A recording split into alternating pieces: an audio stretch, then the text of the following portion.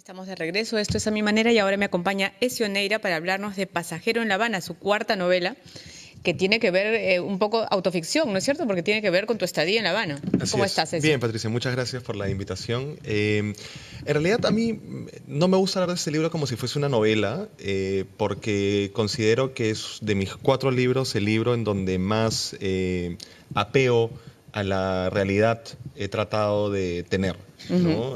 Además también porque considero que en el proceso de escritura de este libro, a diferencia de los anteriores, yo no he estado en modo novela, me gusta decir, ¿no? En el sentido de que cuando escribo novelas siempre pienso en estructuras, tratando de que la línea, digamos, de desarrollo de los personajes... Esto es más crónica. Así es. Entonces, este libro, en cambio, en efecto, como tú has señalado, es un libro que recoge mis experiencias viviendo en La Habana, donde viví 2 años y medio aproximadamente. Pero para contar esta experiencia hago uso de la crónica, de la memoria, del ensayo por momentos también, y de la ficción, ¿no? Entonces, digamos, es un libro híbrido, una mezcla, ¿no? Entre varios géneros, así es.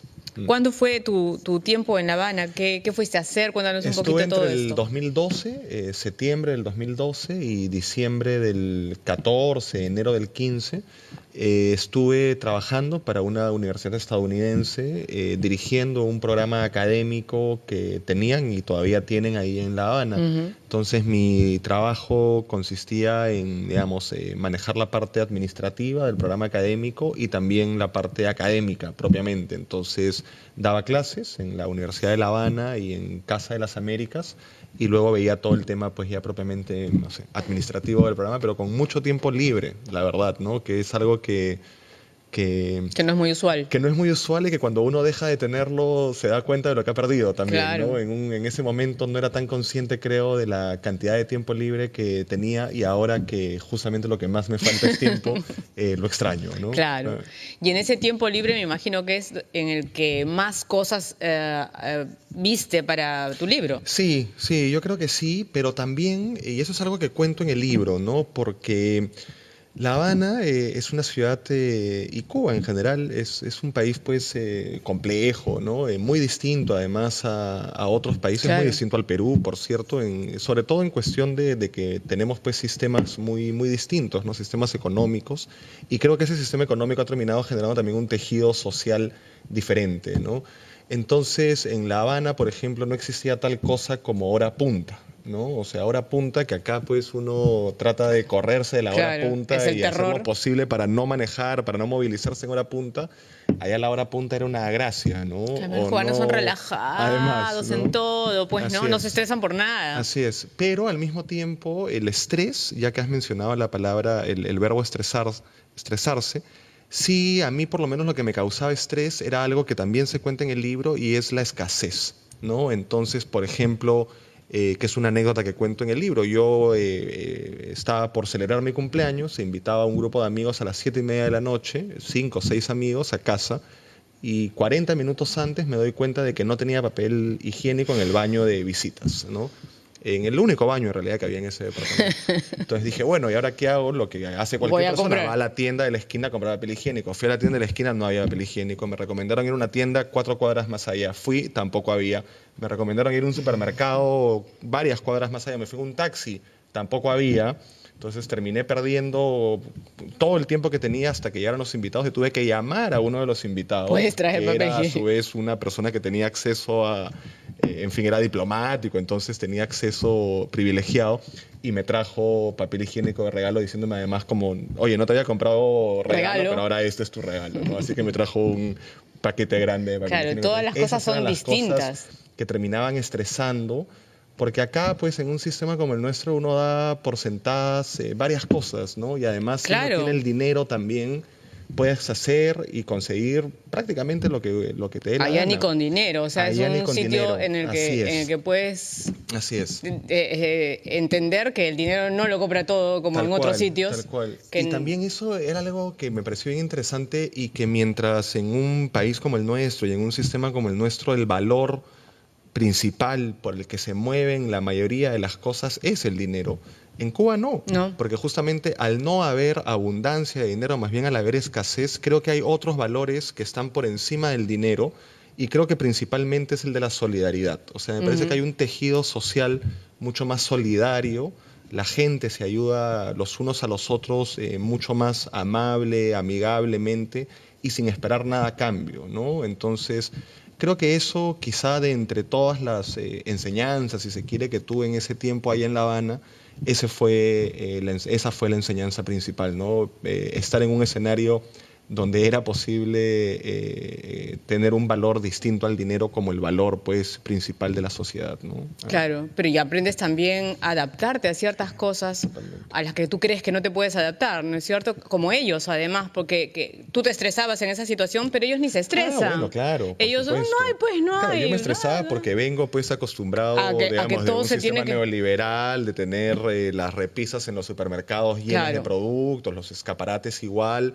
Allá de pronto ibas al supermercado y había repisas enteras vacías. Claro, que a mí me sorprendía y me estresaba de alguna forma, pero a los cubanos por lo general no, porque estaban acostumbrados a eso, ¿no? Entonces, claro, fue un aprendizaje, ¿no? de varias cosas nuevas. Vivir sin internet, por ejemplo, ¿no? O sea, no tener internet en casa, que acá es una cosa... Y donde hay, es como si no tuvieras tampoco. Además, porque en un momento llegué a tener internet, pero un internet telefónico, como era pues, hace 15 años, ¿no? Que además nunca conectaba. O sea, yo tenía que redactar los correos offline, luego irme, conectarme para recién mandar los correos, en fin. Entonces sí terminé, digamos, aprendiendo varias cosas nuevas. Y ellos son realmente... desarrollan una paciencia o una forma de ser así totalmente relajada, como te vuelvo a decir. Que sí, ¿no? A mí me tocó también desarrollarla, ¿no? Porque... No tienes otra opción. No importaba dónde fueras, siempre había cola, por ejemplo. Por ejemplo. ¿No? Y la gente no se estresa en las colas. No, para nada. Ahí está, porque además en su cola. Un sistema que es muy bueno. Y ellos están alegres haciendo su cola. Porque además como hace mucho calor, ¿no? Y las colas por lo general se hacen afuera de los locales, entonces bajo el sol. Lo que han ideado es un sistema que a mí me gusta mucho y que podríamos replicar acá, y es que uno no se pone en el último lugar de la cola, sino que uno llega y dice último, y te sientas, la mano el que está último, que está por ahí sentado bajo la sombra. Entonces pero para ahí tienes que tener también una disciplina, digamos, para que nadie se quiera... Así si acá en medio de la cola se te meten y te ganan el sitio. Imagínate, si dices último, te vas a sentar allá y crees que nadie va a estar en tu sitio. Pues acá se te cuelan los peruanos con los peruanos no hay forma, no se puede. Pero creo que, por ejemplo, esa es otra cosa que ahora que lo hablamos se me viene a la mente, ¿no? O sea, me da la impresión de que también se confía más en el otro, en un lugar como Cuba, a diferencia de acá, ¿no? Además, Perú, por cierto, entiendo que en algunas encuestas latinoamericanas es de los países en donde menos se confía en el otro. No confías ni en la policía. No confiamos en nadie acá. Claro. ¿no? Entonces, en otro sitio tú ves la policía y dices, ay, estoy a salvo. Tú ves la policía que te asustas. Así es. O sea, no es por nada contra la policía, pero es una reacción. Por supuesto, no todos los policías son Vamos a enseñar la portada del libro Pasajero en La Habana, que ya está en todas las librerías, ¿no es cierto? Sí. Y que ya lo pueden encontrar. Y que no puedo dejar de preguntarte sobre el programa y además sobre el puesto que tienes de director del libro y la lectura en el Ministerio de Cultura. Sí, por eso la facha ministerial. Bueno, el programa, estamos bien contentos. Estoy co-conduciéndolo con Katia Ada, una amiga escritora, aquí también en Radio Nacional. Los sábados a las 9 de la noche. Radio Libros es el nombre. Estamos al aire desde septiembre ya. Creo que vamos por el programa, no sé, número 25 aproximadamente. Y lo que hablábamos fuera del aire, digamos, es una experiencia realmente súper interesante. O sea, estoy muy contento porque hacía mucho tiempo quería hacer radio.